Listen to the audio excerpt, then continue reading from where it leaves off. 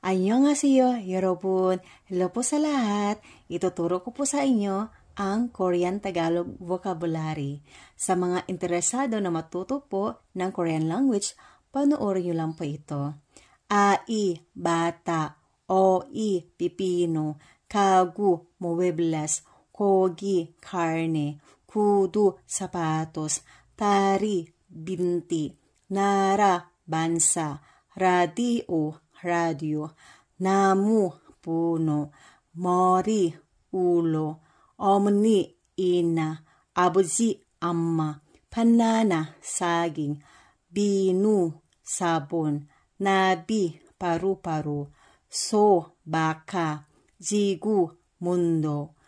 Moja, sombrero. Ajumoni, ginang. Pada, dagat. Hori, baywang. Komi, kagamba.